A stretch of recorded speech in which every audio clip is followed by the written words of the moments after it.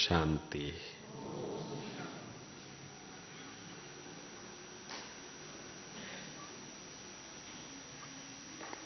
आप सभी कितना भाग्यशाली है जो इस मधुबन धरनी पे पहुंच गए हैं। बाबा कहते थे कि ऐसा समय आएगा बंबई से अबू तक क्यों लगेगा। तो वो समय भी दूर नहीं है कि जैसे कल बाबा ने कहा कि मेरा बाबा आ गया, मेरा बाबा आ गया, ये संदेश सब तक पहुंचना थोड़ी सी और देरी है। तो जैसे ही दुनिया में पता लग जाएगा कि स्वयं भगवान इस सृष्टि पे आ चुका है, तो अपने आप दौड़ते आएंगे। मुझे वो दिन याद है, मैं जब बेंगलोर में पहला 3 दिन का कोर्स किया तो मैंने प्रश्न पूछा, ये इतना ऊंचा ज्ञान ये कौन दे रहे हैं? तो इन्होंने कहा ब्रह्मा बाबा के द्वारा शिव बाबा दे रहे हैं। तो मैंने कहा ये कहां है? तो उन्होंने कहा आबू पर्वत पर है। तो मैं उसी वक्त उनको कह दिया, फिर मैं यहां बैठ के क्या कर रहा हूं? जब भगवान स्वयं आबू पर्वत में आया है, ब्रह्मा तन द्वारा गीता का ज्ञान फिर से सुना रहे हैं, तो मैं फिर यहां क्या कर रहा हूं? किसी को कहे मक्खन खाओ, दही खाओ, छाछ खाओ, छाछ पियो, तो मैंने कहा मैं तो छाछ पी रहा हूं, मक्खन तो अबू में है। तो मैं क्यों नहीं डायरेक्ट भगवान का महावाक्य सुनूं? तो मैं तो अबू जा रहा हूं। ये तीसरा दिन की बात है। तो आप सभी भी भाग्यशाली है जो स्वयं भगवान के महावाक्य सन्मुख सुनने के लिए यहां तक पहुंच गए हैं।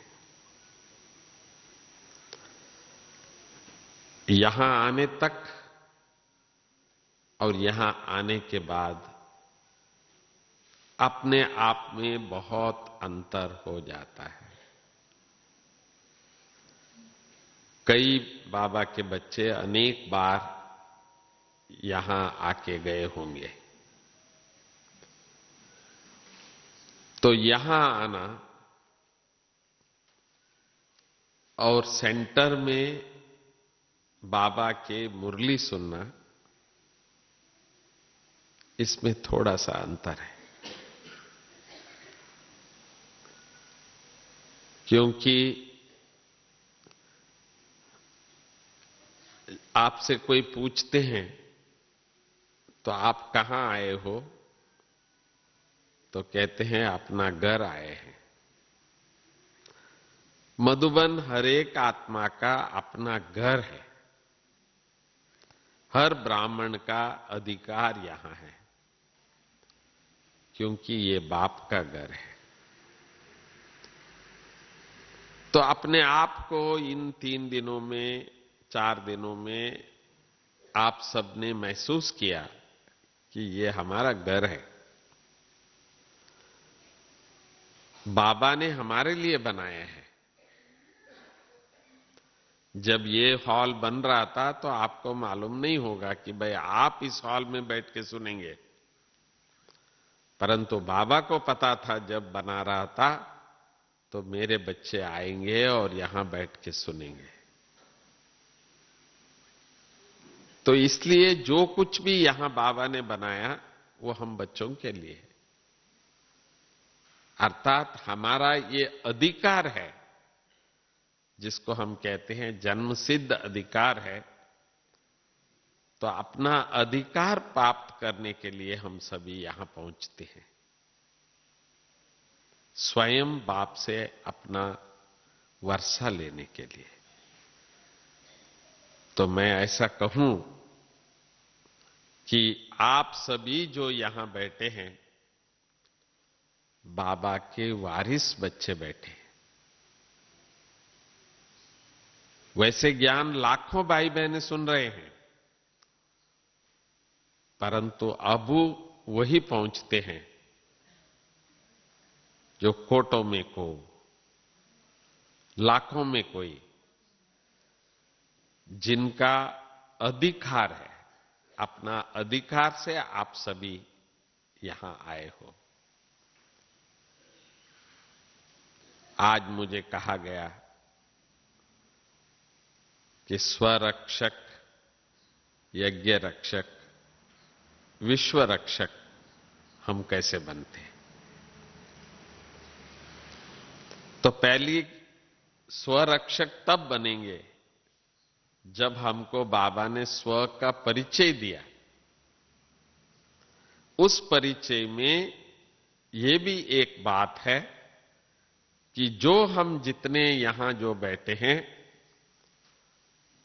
तो उसमें ये एक स्वाभिमान अपने अंदर आ गया है कि हम मधुबन निवासी हैं।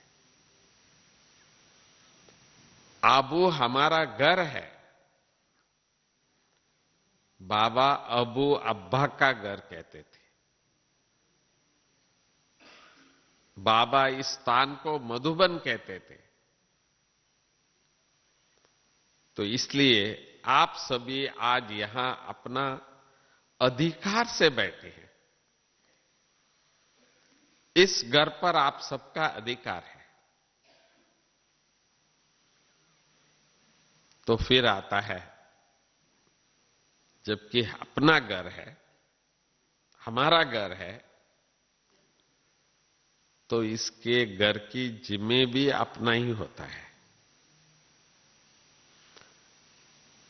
जैसे किसी घर में जाएंगे आप, इस घर का जजमान कौन है,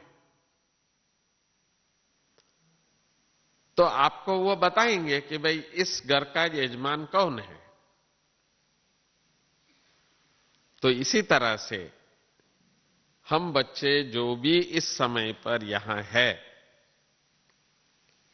अपने आप को इस घर के हम बच्चे हैं, रेस्पॉन्सिबल है, जवाबदार बच्चे हैं। जब तक आप हम इस घर के बच्चे नहीं समझेंगे, तो इस घर की नियम का रक्षा हमारे ऊपर ही है। जैसे आप सबको अपना एक छोटा सा घर है, हर एक को है एक छोटा सा अपना घर है, अपना एक छोटा सा परिवार है, जिसको हम लौकिक कहते हैं। परंतु आपको देखते ही मैं बता सकता हूं कि आपकी लौकिक की क्या मर्यादा है। बिल्कुल आपको देखते ही मालूम पड़ जाता है, आपकी ड्रेस से, आपके रहन सहन से, आपके बोलचाल से मालूम पड़ जाता है। तो आपकी भी कुछ नियम है, आप भी अपने लौकिक के कुछ कायदे कानून से बंधे हुए हैं।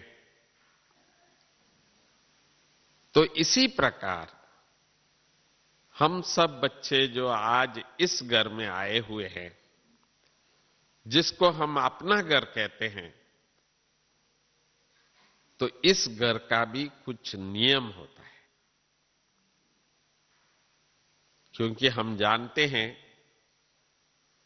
हम ही है जो परिवर्तन होके नर से श्री नारायण, नारी से श्री लक्ष्मी बनने वाले। तो इसीलिए हम बच्चों को हमारा केवल आज की नहीं, पूरी आद मध्य अंत की जानकारी है। हम वैसे भी कहते हैं जब ब्राह्मण बने नया जन्म हुआ कहते हैं। हर एक को मालूम है हमारी अलौकिक जन्म कब है। पूछते हैं आप कब से ज्ञान में हैं, तो बता देते हैं हम इस साल से आया है, आ रहे हैं, हमको इतना साल हो गया। अर्थात हम सब ने अपने इस अलौकिक ब्राह्मण जीवन को ही अपना जीवन समझते हैं। तो पहला रक्षा स्वरक्षा, अर्थात अपने आप को ब्राह्मण समझना, अपना आप को शुद्ध आत्मा समझना, सत्य आत्मा समझना, अपने आप को सत्यम शिवम सुंदरम का संतान समझना, बच्चा समझना, ये है अपने आप को पहले पहले रक्षा करना। जैसे हम लौकिक को भूल नहीं सकते हैं, ना चाहते हुए भी वो अपने अंदर भरा हुआ है, इसी तरह से हमारी जो अलौकिक जीवन की, अलौकिक इस कुल की मर्यादाओं को हम भूल नहीं सकते हैं। पहला अपना परिचय, हम सब मधुबन निवासी है, आबू निवासी है। दूसरा अपना परिचय, हम सो नर से नारायण, नारी से लक्ष्मी बनने वाले हैं। बाबा तो बस सदा यही कह रहे हैं कि अब बने की बने, अब बने की बने। हमको दिखाई दे या ना दे, बाबा को हम सब दिखा रहे हैं। बिल्कुल दिखाई आ रहा है कि वे बाबा सदा देखते हैं कि हमारी देवता स्वरूप को। बाबा को दो ही रूप दिखता है, एक बिंदु और एक देवता स्वरूप। बाबा को सदा ही दो क्राउन दिखता है। डबल क्राउन डीटी बाबा कहते थे। तो इसलिए हम बच्चों को भी अभी अपने आप को ये इमर्ज करना है कि मैं तो ज्योति बिंदु स्वरूप आत्मा हूं, और बस ये चोला छोड़ा, देवता चोला पहन लिया। शिव बाबा नहीं पहनते, पर हम आत्माओं को आत्मा भी बनना है और देवता स्वरूप भी। ये दोनों चीज सदा ही अपने आप याद रहता है। तो रक्षा जो शब्द है, रक्षा दो प्रकार का होता है। एक अपने आप को रक्षा करना, स्वरक्षा। दूसरा दूसरों की रक्षा करना।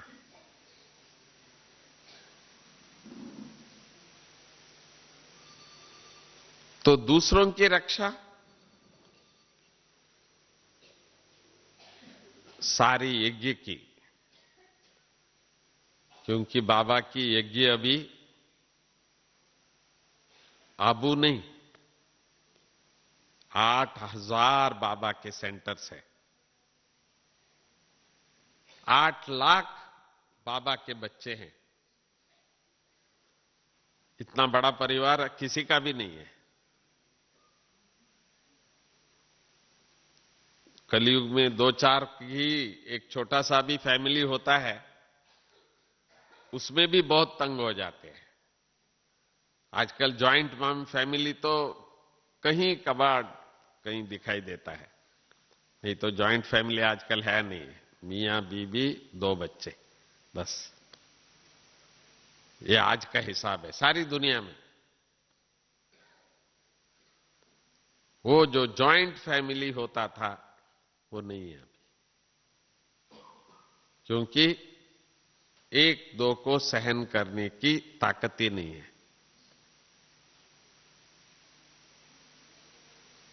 तो इसलिए बाबा ने हम बच्चों को स्व की रक्षा और दैवी परिवार की, इसको रक्षा क्यों कहा बाबा ने? वैसे शास्त्रों में कहा गया था, धर्म रक्षिते रक्षिता। धर्म की रक्षा जो करता है वो अपने आप सबकी रक्षा करती है। तो यहां बाबा ने स्वधर्म की रक्षा, स्व की रक्षा कहा, क्योंकि सुबह उठते ही पहला पहला पाठ है मैं आत्मा। ये पहला स्वरक्षा है। जागते ही शरीर में आ गए। जागना माना क्या?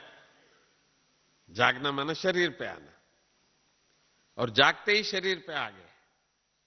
तुरंत संकल्प बाबा ने दिया, शरीर नहीं मैं आत्मा हूं। तो शरीर द्वारा आज सारा दिन कर्म करूंगा, न कि शरीर होके करूंगा, शरीर द्वारा करूंगा। तो आत्म स्थिति की जो रक्षा सुबह सुबह पहले हम करते हैं, इसीलिए बाबा अमृत वेला की बहुत महिमा करते हैं। आध्यात्मिक जीवन में, अलौकिक जीवन में, ब्रह्मण जीवन में आध्यात्मिक शक्ति बढ़ाना हो तो वो एक ही समय है, वो अमृत वेला है।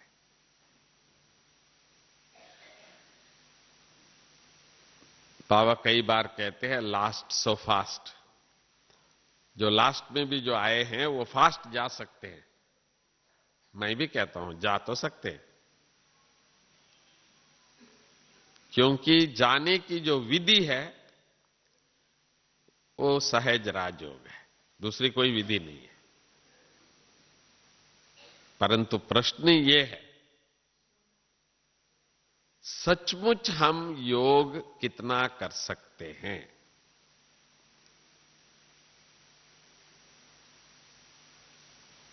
तो इसलिए बाबा ने बहुत सरल युक्ति बताया। एक होता है बैठ के योग करना, दूसरा होता है हर कर्म के पहले बाबा की याद करके करना। अर्थात याद को कवच कहते हैं, ज्ञान को तीर या तलवार कहते हैं, क्योंकि ज्ञान दूसरों तक पहुंचता है। योग भी पहुंचता है, पर पहले अपने ऊपर, अपने आप में वो शक्ति आ जाती है बाबा को याद करते ही।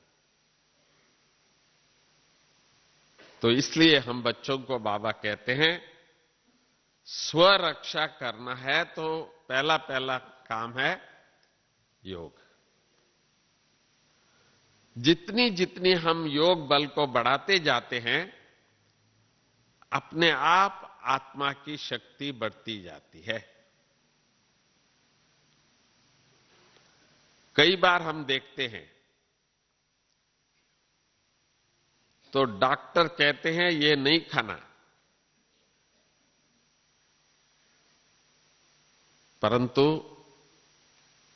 अपनी इंद्रियों की सुख के कारण हम लोग कभी कभी कर बैठते हैं। खास करके डॉक्टर कहेंगे शुगर है, शुगर नहीं खाना, पर हम ब्राह्मण कहते हैं अरे बाबा क्या करें, आज तो गुरुवार है, आज तो जलेबी खाने दीजिए। तो अभी रक्षा कहां हुआ?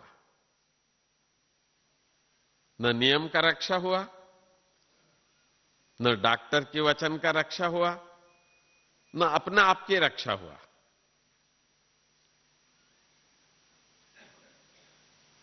तो बाबा कहते हैं ना कभी कभी तो दया दिखाओ, करुणा दिखाओ। तो कहते हैं जब दिखाना ही है तो क्यों नहीं अपने ऊपर दिखा ले। तो इसलिए थोड़ा सा दया अपने ऊपर कर देते हैं। कहते हैं आज तो खा लो।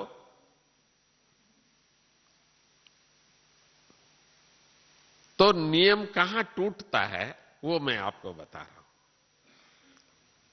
इतना बाबा अमृत वेला की महिमा करते हैं,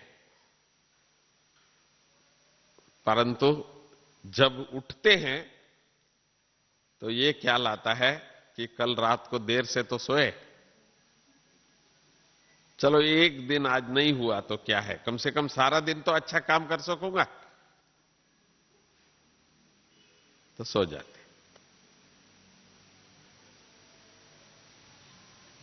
तो यहां हम ये भूल जाते हैं, सारा दिन ऐसे ही तो नहीं बैठते हैं। कर्म क्षेत्र में है, कुरुक्षेत्र में है, क्या बात आनी है, क्या होना है, पता ही नहीं। ये भगवान की मेहरबानी, वो पहले नहीं बताते। तो नहीं बताया फिर भी सोते हैं, उठते नहीं। तो फिर बतावे तो फिर तो उठना ही नहीं है। तो इसलिए बाबा की युक्ति है, पहले बाबा बताते ही नहीं है, पर इशारा जरूर देते हैं। आज के दिन कुछ ना कुछ आएगा परीक्षा, तो पास होना पड़ेगा। तो तीर लगने के बाद आप कुछ नहीं कर सकते, पर कवच पहना हुआ है तो तीर नहीं लगेगा। तो इसलिए पहली पहली अपनी रक्षा जो है अमृत वेला। तो मैं पूछूं, आज हम बाबा के घर पे आए हैं, वारस बने हैं, बाबा के घर के अधिकारी बने हैं, बच्चे बने हैं, मधुबन निवासी बने हैं। तो क्या हम पहला पहला ये वायदा बाबा को कर सकते हैं कि बाबा मेरा अमृत वेला तो अभी कभी मिस नहीं होगा? ऐसा जो बच्चे आज खुले दिल से बाबा को कह सके कि मैं कभी अमृत वेला मिस नहीं करूंगा, तो वो हाथ उठाएंगे। वाह वाह रे वाह, वाह रे वाह, हिम्मते बच्चे मददे बाप। क्यों? ये हमारी पहला कवच है। बाबा हम बच्चों को योग की शक्ति तो देता ही है, बुद्धि की शक्ति को भी बढ़ाता है, साथ साथ बच्चों को कुछ गुणों से भी श्रृंगारता है। बाबा को जो देने का जो दिल होता है ना, वैसे तो हम कहते हैं भगवान का दिल बहुत बड़ा है, देता है तो छप्पड़ फाड़ के देता है, ऐसा बोलते हैं।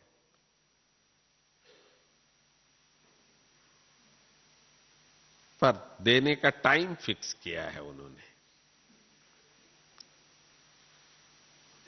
बच्चों का देने का अपना टाइम, भक्तों का देने का अपना टाइम, बाकी तो बाबा के अनन्य भगत अनेक प्रकार के हैं, जो कहेंगे कि भाई बस मैं अपना गला काट लूंगा, आपको नहीं, मुझे आपका साक्षात्कार नहीं हो, ऐसे भी भगत है, तो भगवान को तुरंत करना पड़ता है।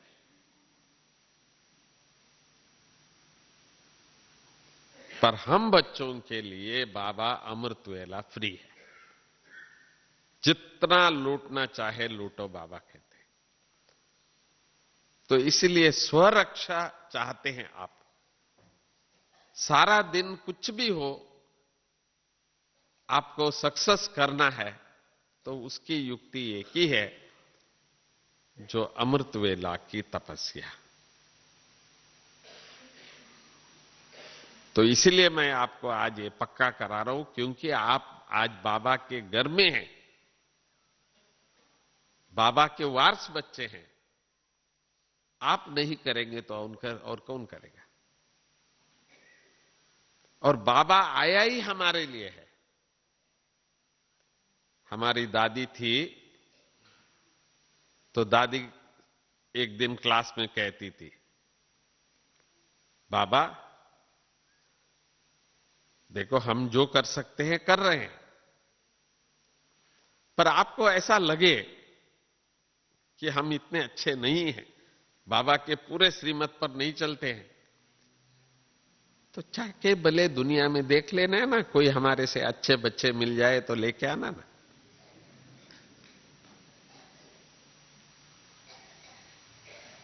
पर बाबा भी ढूंढ के किसको ले आया, देखो ना बैठे हैं, और कोई नहीं मिला उसको भी। तो हम बच्चों को ही बाबा चुन चुन के लाया है,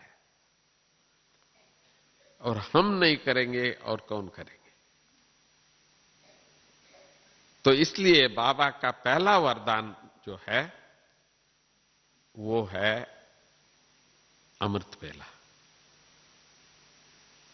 ये हमारी कवच भी है, रक्षा भी है, शक्ति भी है, गुण भी है।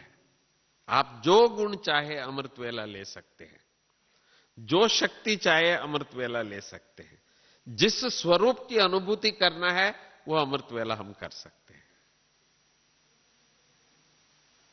मुझे एक दिन साकार बाबा ने कहा था, मुझे उन दिनों में ये नहीं मालूम था कि भाई मुझे कोई आगे जाके मीडिया की सेवा करना होगा, मैं स्वप्न में भी नहीं सोचा था, पर शौक जरूर था लिखने का। मैं कन्नड़ा में एक मैगजीन ज्ञान विज्ञान के नाम से निकालता था उन जमाने में, 1960-67 में। तो बाबा ने मुझे कहा था कि बच्चे अमृत वेला बाबा की याद में बैठ के लिखेंगे, अपने आप बाबा टच करेगा। तो लिखने की कला बाबा ने कैसे बढ़ाते गए, और आज तक मीडिया की देश विदेश में मीडिया की सेवा चल रही है। ऐसा कोई दिन नहीं है तो बाबा का कोई ना कोई आर्टिकल कहीं ना कहीं नहीं आता हो, रोज आता है। एक गुण है वो, एक कला। पर आप सब बच्चों में कोई ना कोई कला जरूर है, और जो कला आपके अंदर है उस कला को बढ़ाने का भी जो समय है वो अमृत वेला है। जैसे हमारी जानकी दादी है, जानकी दादी जी में जो सबसे बड़ी विशेषता है वो है विचार मंथन का। पर ये विचार मंथन कब करती है दादी? आप देखो इतनी बिजी है, इतने लोगों से दादी मिलती है, तो विचार मंथन कब करती होगी? मैंने देखा दादी के अंदर दो विशेष गुण हैं। एक है अमृत वेला, कभी मिस नहीं करेगी। आज तक कभी भी दादी अमृत वेला मिस करे वो हो नहीं सकता, कहीं भी हो, क्योंकि अधिक प्लेन में भी रहती है। और विचार मतन करने का जो मूल मंत्र है वो है मुरली। तो ये मैं दूसरी बात बता रहा हूं। हम अपने आप की रक्षा करना है तो सिर्फ कवच पहनने से नहीं होता है, तीर तलवार की भी जरूरत होता है। वो है हमारी मुरली।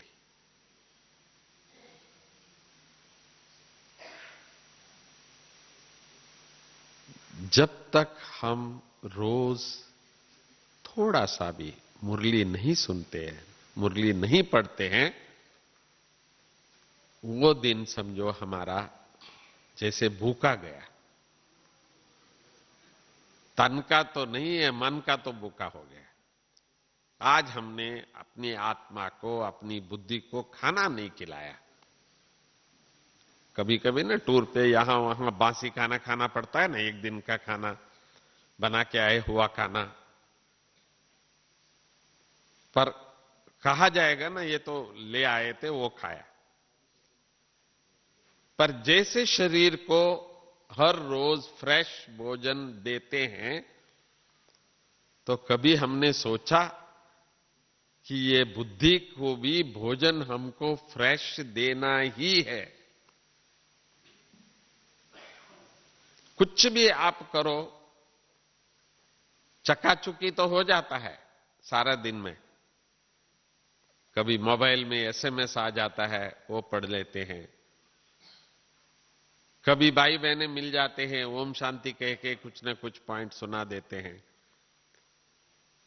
आजकल हमने बहुत बिजी लोगों के कारण आप टेलीफोन नंबर हम देते हैं, वो नंबर में कीजिए, आपको मुरली के सार, वाणी के सार वो सब सुन सकते हैं।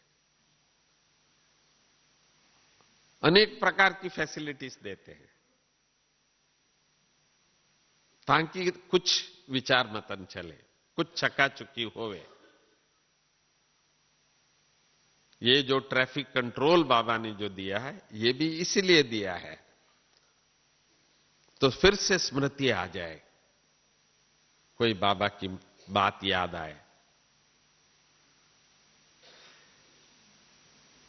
ये भी सारा दिन चलता है। अभी तो पहले 10:30, 12, 5:30, 9:30 ऐसा था, पर अभी तो ये हर घंटे करना शुरू कर दिया है बाबा के घर में। तो इसलिए आपको भी मैं निवेदन करूंगा, जो आप बच्चों से, देखो बाबा के तो 8 लाख बच्चे हैं, पर आज मैं केवल जो आज सामने यहां मधुबन में उपस्थित है आप बच्चों से निवेदन कर रहा हूं, बाबा के 2 महावाक्य रोज पढ़ना जरूरी है।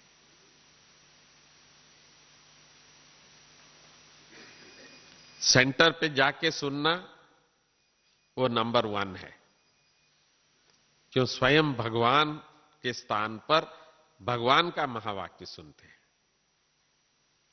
कौन टीचर है, कौन पढ़ते हैं, उसकी कोई ये नहीं, ये नंबर 1 है। नहीं तो कम से कम सुबह के वक्त तो मुरली का सार पढ़ना जरूरी है, कितना भी कहीं भी हो। मैं देखता हूं दादियां हैं, मैं बहुत ट्रैवल किया हूं दादियों के साथ, टाइम पर मुरली 100% पढ़ते हैं।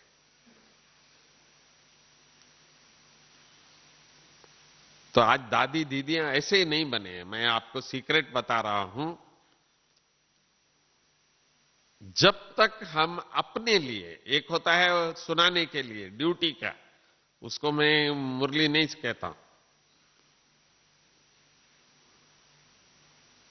ये तो ड्यूटी बजाई हमने, परंतु अपने लिए पढ़ना, जो मथन जिसको कहते हैं, जो हमारी बुद्धि के लिए वो एक मतन, पढ़ते पढ़ते अपने आप पढ़ते पढ़ते एकदम कोई पॉइंट ऐसा अच्छा लग जाता है, ऐसा लगता है जैसे बाबा मेरे लिए बता रहा है और मेरी पॉइंट हो जाती है वो। पर दूसरों को पढ़ के सुनाने में ऐसा नहीं लगता है, वो तो एक ड्यूटी जैसा हो जाता है। तो इसलिए जो टीचर्स भी है उनको भी हम ये रिक्वेस्ट करते हैं। तो हमारी कुमार का दादी 4 बार दिन में मुरली पढ़ती थी, 4 बार। रात को भी सोने के पहले मुरली पढ़ के सोती थी। ये हमने देखा है, अपने आंखों से देखा है। दादी जी के साथ 35 साल हम रहे हैं। तो इसीलिए बहुत सहज अपनी उन्नति हम चाहते हैं।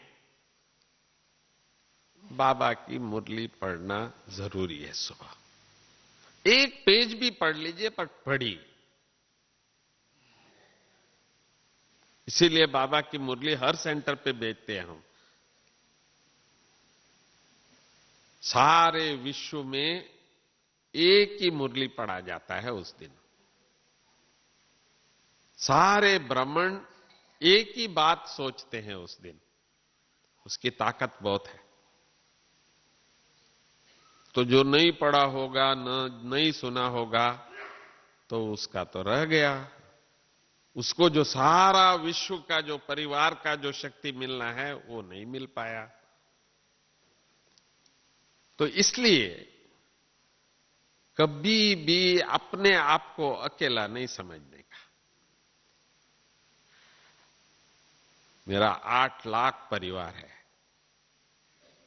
सारे विश्व में हम बाबा के बच्चे हैं आज। तो इसलिए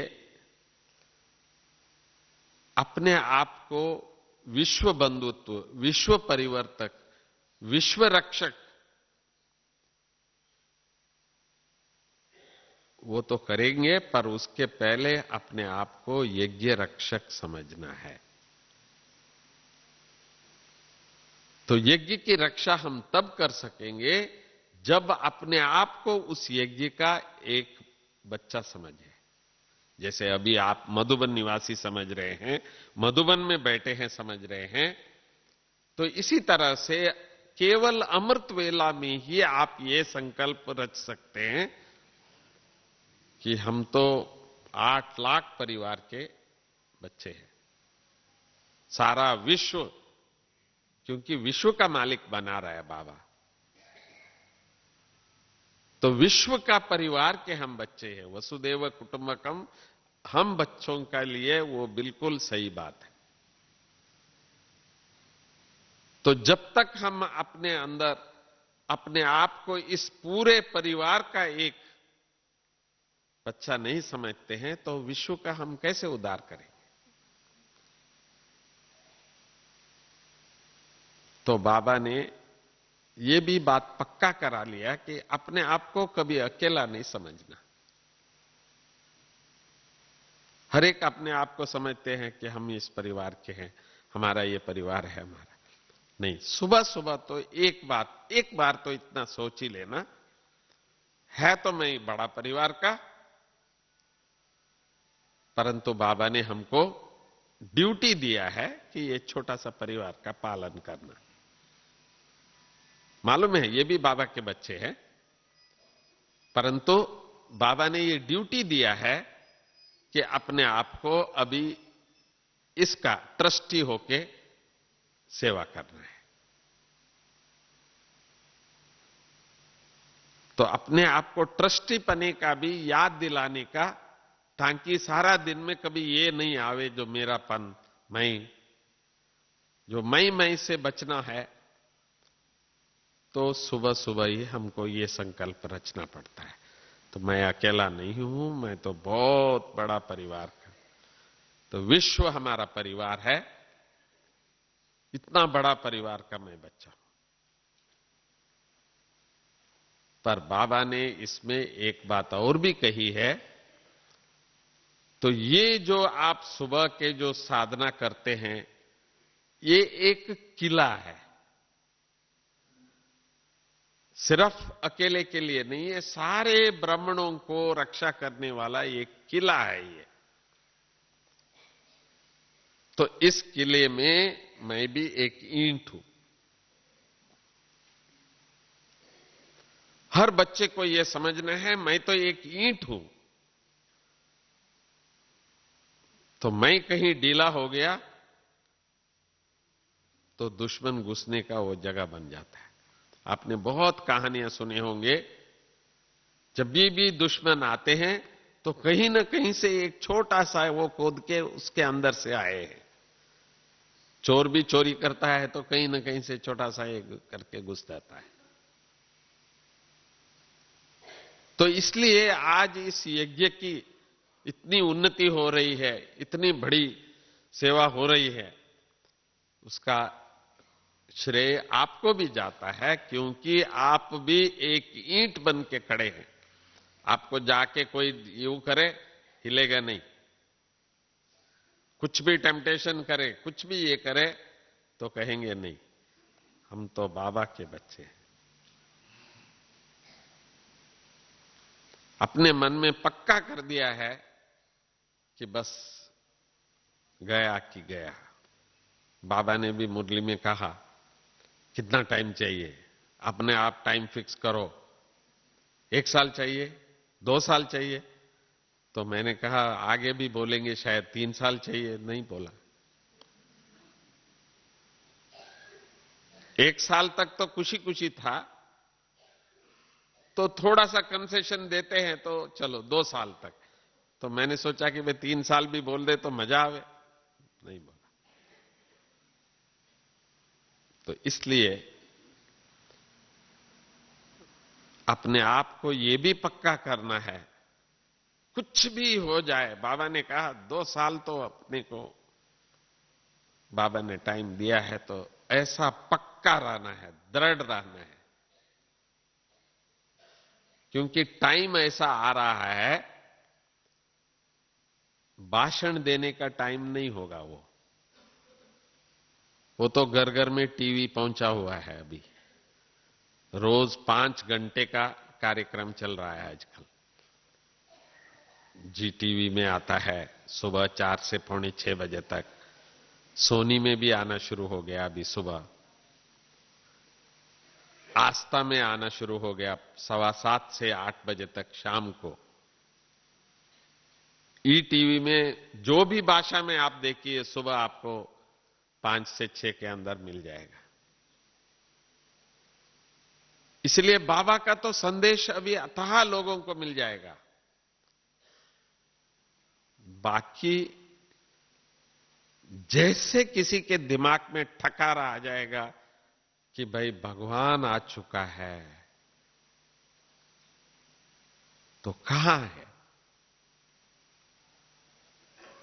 तो तब बोर्ड याद आएगा उसको। ओह, हमारी गली में भी तो एक ब्रह्मा कुमारी संस्था थी। अरे अरे, हमारा ही वही मित्र जाते थे रोज रोज। हमको कितनी बार उन्होंने बुलाया, कितनी बार बोला। तो तब आप सबकी याद आएगी और कहेंगे वाह वाह भगवान है। आज तो इसके पास जाएंगे, हम इनको कहेंगे कि भाई आपने हमको बताया नहीं, भगवान आ चुका है।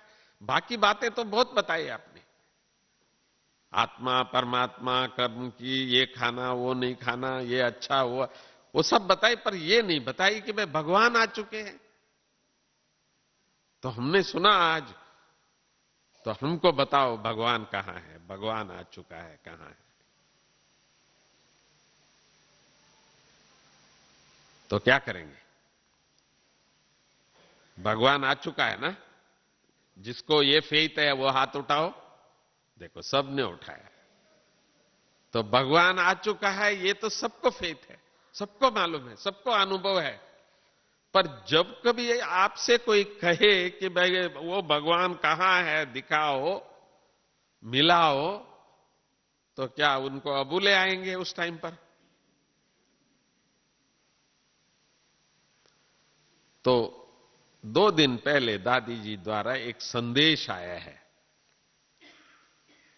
उस संदेश में बाबा ने दिखाया है कि कैसे आपने उनको भगवान का दर्शन कराया। तो गुलजार दादी जब बाबा के पास गई तो बाबा के मस्तक से प्रकाश निकल रहा था, लाइट की किरण निकल रही थी जोर से, जैसे लाइट हाउस में होती है ना, एयरपोर्ट में देखा होगा, या स्टीमर के लिए जो लाइट हाउस होती है, वो लाइट घूमता रहता है चारों ओर। तो ऐसे पहले पहले बाबा के मस्तक से, बाबा के नयनों से प्रकाश निकलता हुआ सारे विश्व में पड़ता हुआ दादी ने पहला दृष्टि देखा। दूसरी दृश्य, गुलजार दादी, बड़ी दादी, जानकी दादी तीनों इमर्ज हुए और बाबा के सामने गए। तो बाबा ने जैसे ही दृष्टि दिया, उनके मस्तक से भी प्रकाश बाहर आना शुरू हो गया। और जैसे ही उनकी प्रकाश आना शुरू हुआ, तो जो जो खड़े थे, जो जो सामने आए, उन सबको वो प्रकाश मिलना शुरू हो गया। सारे विश्व पर उनका भी प्रकाश जाना शुरू हुआ।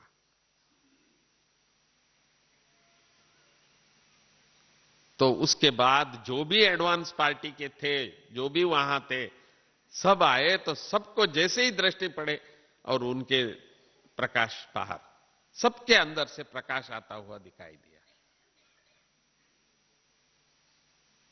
तो बाबा ने कहा, ये सीन है जो आपको सिर्फ बाबा की याद में रहना है, मुस्कुराते रहना है। आपके नयनों से, आपके मस्तक से बाबा का साक्षात्कार होगा। उन्होंने, हमने कोई बाबा को छुपाया नहीं भाई। बाबा आप भी देख सकते हैं।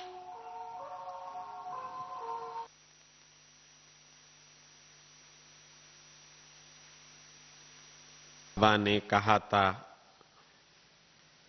कि ऐसे समय आएगी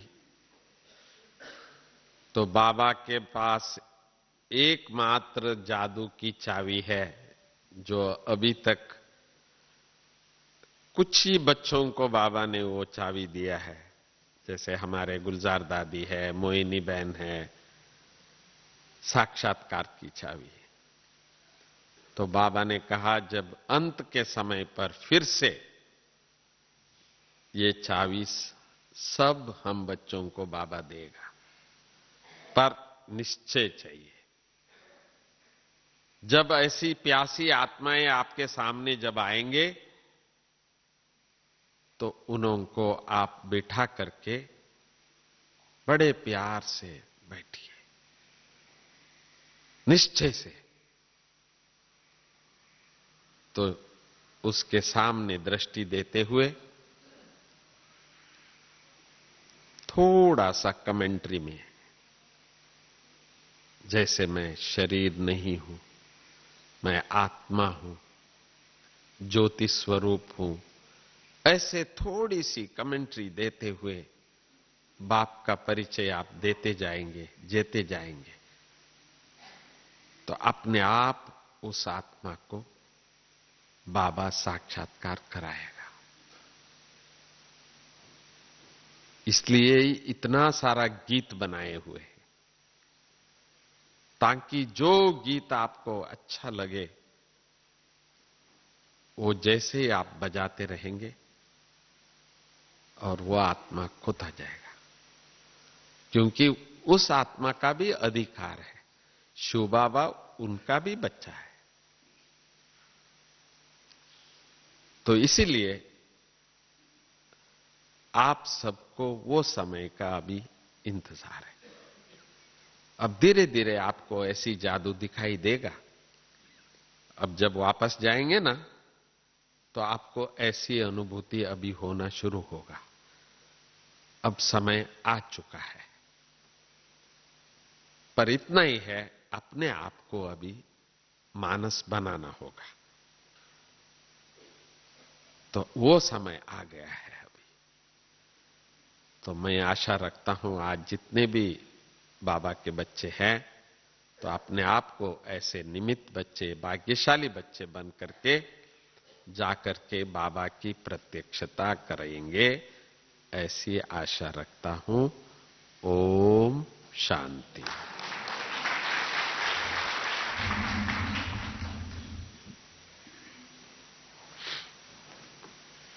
बहुत बहुत धन्यवाद। बैठेंगे 5 मिनट सभी। आपने बहुत सुंदर तरीके से हमें जो अमृत वेले का कवच, मुरली का महत्व बताया और हम सब इसका पालन करेंगे, उसके लिए भी आपने हमें संकल्प दिया, उसके लिए आपका बहुत बहुत धन्यवाद। इंदौर के सुंदरलाल भाई एक छोटी सी कविता विशेष दादी जी के निमित्त आप सबके सामने पेश करना चाहते हैं। इंदौर के सुंदरलाल भाई आइए।